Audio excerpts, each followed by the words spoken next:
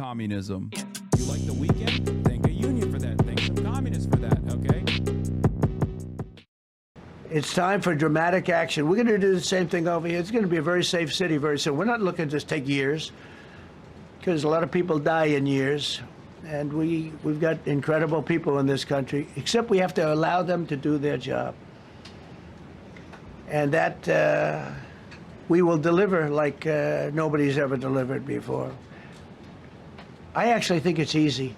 You know, if you're competent, it's easy. If you're incompetent, it's impossible. But I'm very competent. Last week, my administration surged 500 federal agents into the district, including from the FBI, ATF, DEA, Park Police, the U.S. Marshal Service, the Secret Service, and the Department of Homeland Security. You know, a lot of nations, they don't have anything like that. They got some police, and they're rough police.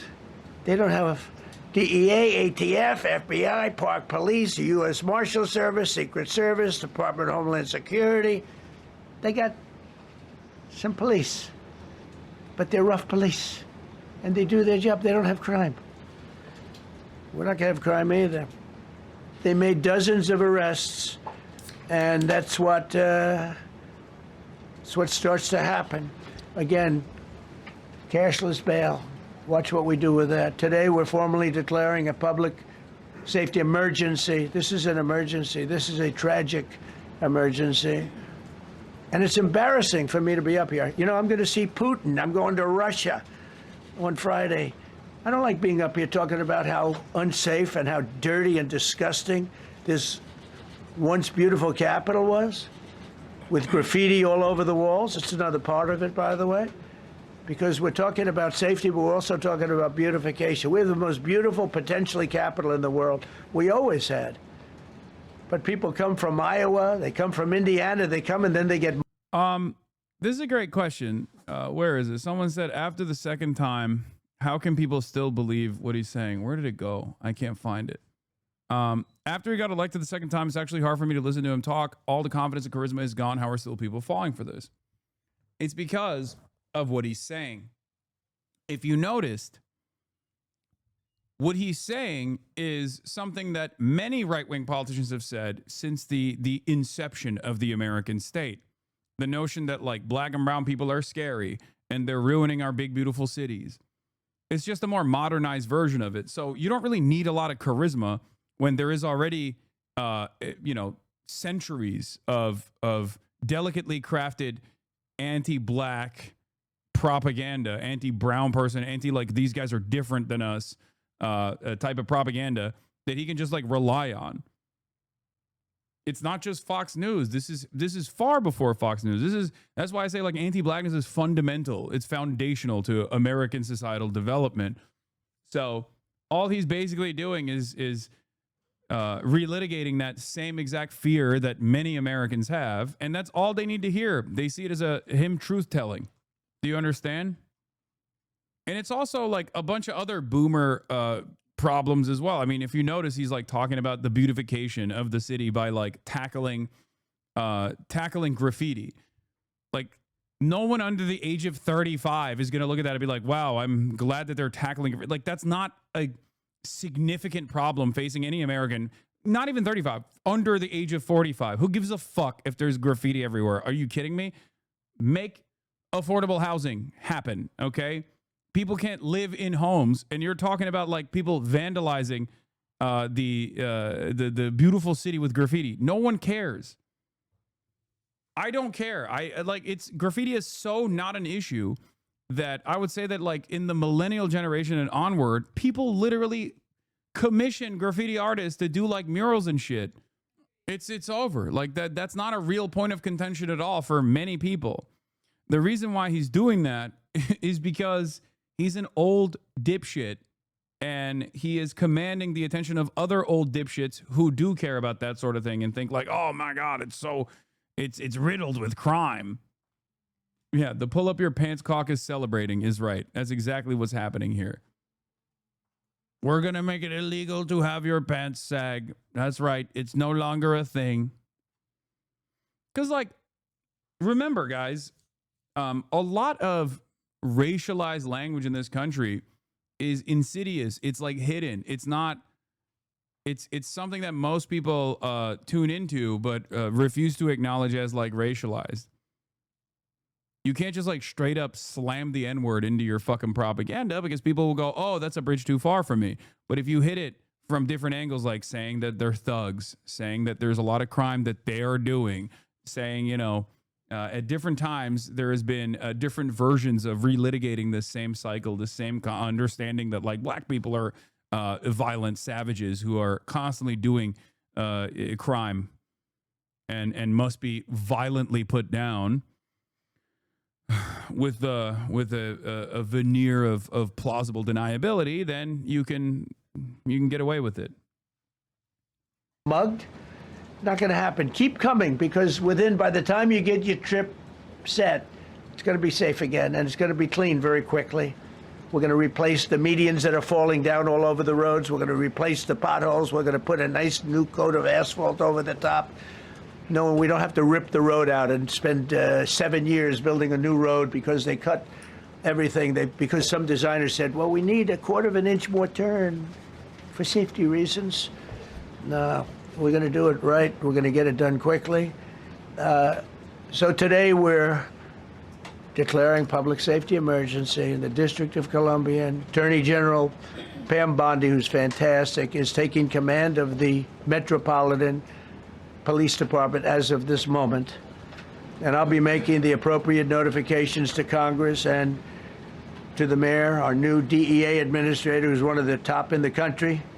He better be Terry. If you're not, I'm going to get rid of you so fast. Terry Cole. Terry, thanks. Very good. We just got him. Most highly recommended person.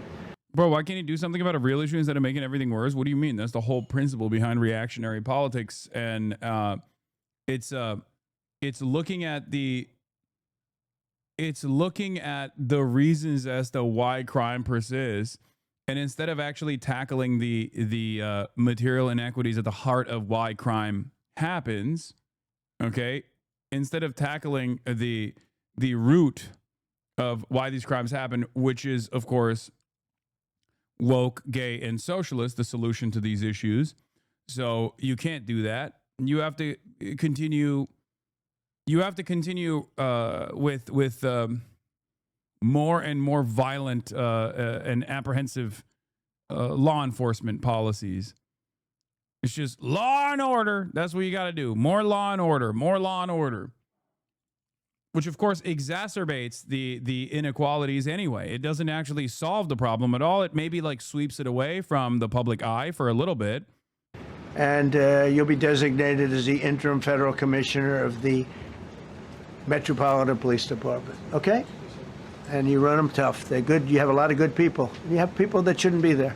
You also have people that shouldn't be there. They got in there because of woke. But you have a lot of great police, and those people are the ones that want to help you. Pamela, it was more than an hour. You got people in there because of woke. Incredible, man. Incredible. You got people in there because of woke that shouldn't be in there.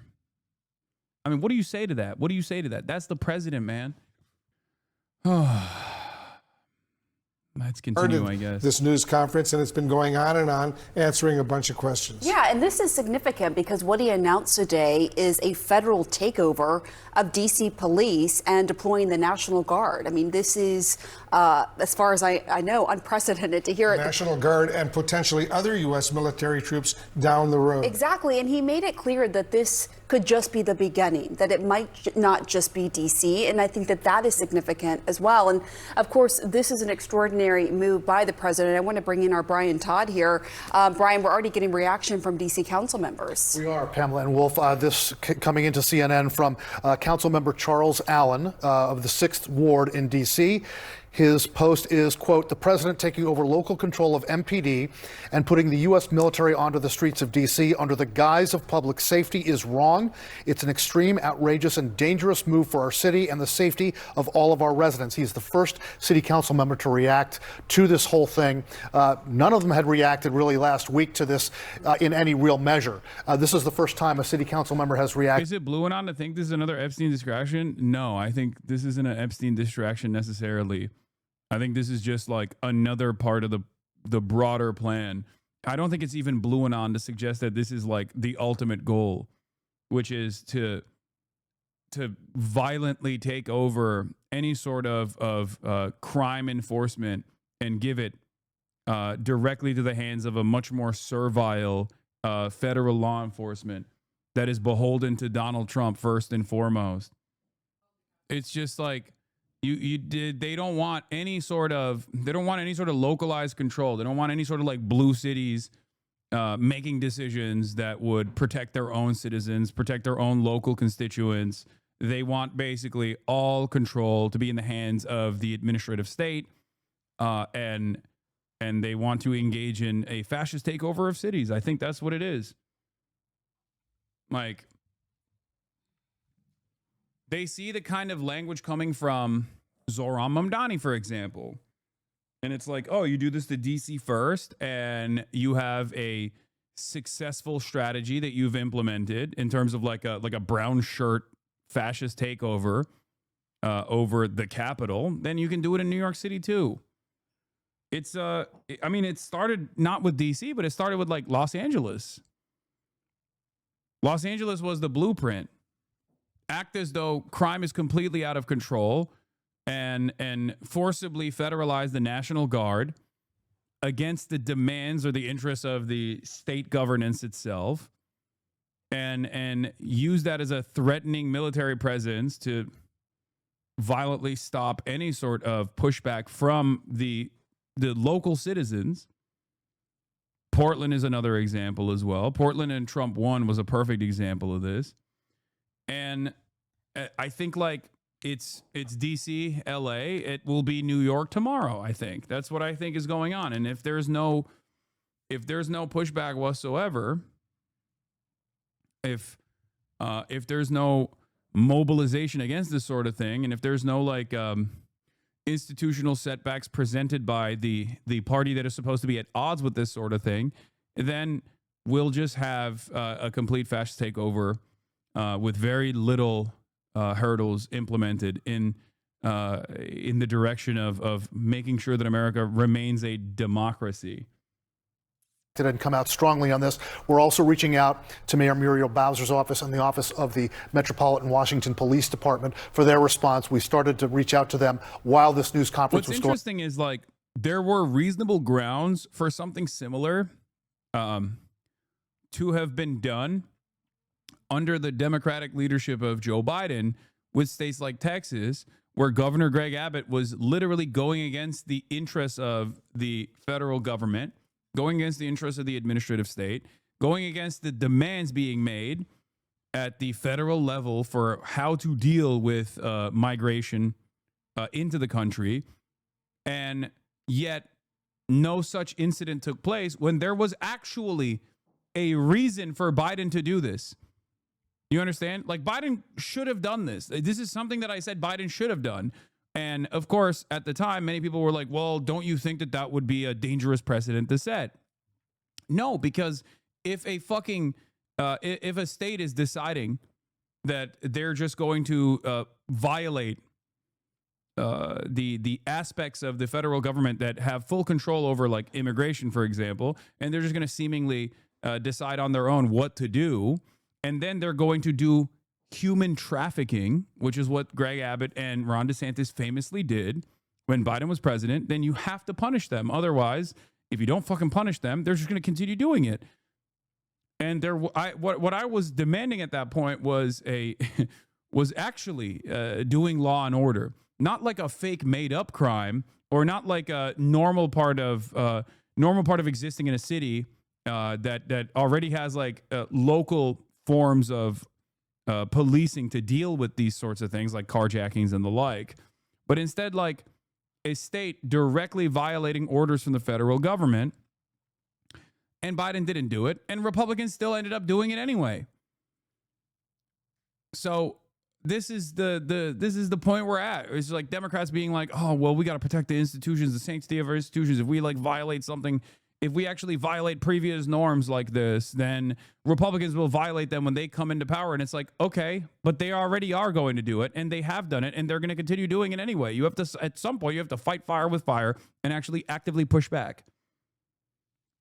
Republicans have never looked for permission from the Democrats to do something. They just do it. They know what they can get away with, and they rely on their base and the appetite that their base has for like unlimited violence against known villains, okay, well-established villains, marginalized demographics and things like that, and they will do anything they want to do. Yeah, so why do you believe Democrats will push back?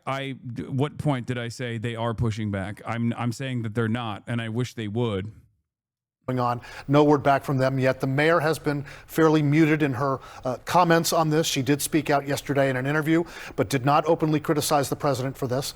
It's an extraordinary move. We have to point out, never before in American history has a U.S. president taken over control of the Metropolitan Washington, D.C. Police Department. How is this going to work on the streets? How is it going to work from a command and control standpoint? That is a huge, huge question. And of course, his threat to do this in other cities. We'll see how that plays out. I think you got to see how it really plays out here first. Right, and we should also note that he talked about moving the homeless population in D.C., thousands of people far away without offering those specifics. He didn't say where they were going. I want to bring in our senior White House reporter, Kevin Liptak. Kevin, you've been monitoring this very, very closely. What jumps out at you? Yeah, and I think the president's steps here to federalize the D.C. police force certainly very significant. What we didn't hear from the president was how long that would last. You know, the statute that he's using, the D.C. Home Rule Act, allows for initial federalization for 48 hours before notifying Congress. He said that he was doing that. So beyond that, we don't know exactly how long it would last. The other thing that stuck out was the president raising open the possibility that he would use active duty troops as part of this effort, saying that they would be ready as needed to join the federal or National Guard to help support law enforcement in the city. And you really did hear the president paint quite a dystopian picture of Washington, D.C., saying that it was overtaken by violent gangs, by bloodthirsty criminals, using this imagery that doesn't necessarily comport with a lot of people's experience in this city, but also with what the actual numbers show. You know, statistics do show that violent crime in Washington is falling since reaching a peak in 2023. The president's aides dispute some of those figures. You heard the president come out saying that some of those statistics might have been cooked, but really when you look at the numbers, what the president is painting is an image that doesn't necessarily match up with what the figures show, but also with what a lot of people's experience in the city is. And so a significant step by the president certainly today. All right, Kevin Liptak at the White House for us. Kevin, thank you very, very much. I think one of the craziest aspects of this is that, like, this violent seizure, okay, this ridiculous seizure of local law enforcement in the hands of, like, federal law enforcement apparatus is precisely what the Republicans presented as a real danger that the Democrats were implementing when they fucking were not, okay? Black bagging people for thought crimes. Republicans are doing it. Democrats never did that shit, okay? Like mass censorship at the behest of the State Department. They constantly pointed to like the Biden administration saying like, oh, with COVID vaccines, like you got to be more careful with what kind of information you're disseminating. They were fucking fearful of that shit. Nowadays, you literally get arrested. You know what I mean? Like it's insane. It's insane that like every single thing that Republicans claim that they care about, that they complained about, that the Democrats might potentially do when they were not doing, okay? When a Republican president is doing it, they're all fucking celebrating it, okay? Black bagging people for thought crimes, literally happening in this goddamn fucking administration. No issues whatsoever. The idea that like, the idea that like, oh, there's a pedophilic elite that are being protected by the administration in charge. Okay, look at Donald Trump. He's going to give a fucking pardon to Ghislaine Maxwell, or at least like lenient sentencing to Ghislaine Maxwell. It's already started in exchange for a false confession presenting her as the singular person that can, reveal information about an investigation that the administration is suppressing. Like that's literally what the Trump administration is doing. Everything that these guys, everything that like Republican voters have cried about that like Democrats are going to do, or they claim that Democrats were doing, the Trump administration is doing actively. Even things that are like undeniable. You know what I mean? And that's where we're at. Here we are. You know, it's happening in real time. And it seems like the Republicans love it. They're like, oh, this is great. This is exactly what we voted for. That's what they keep saying over and over and over again. Great. You know, oh, they don't care about the Constitution. Okay, what is the Constitution? It's like, I'll wipe my ass with the Constitution if my president says it's fucking bullshit. It's fucking bullshit, baby. Let's go.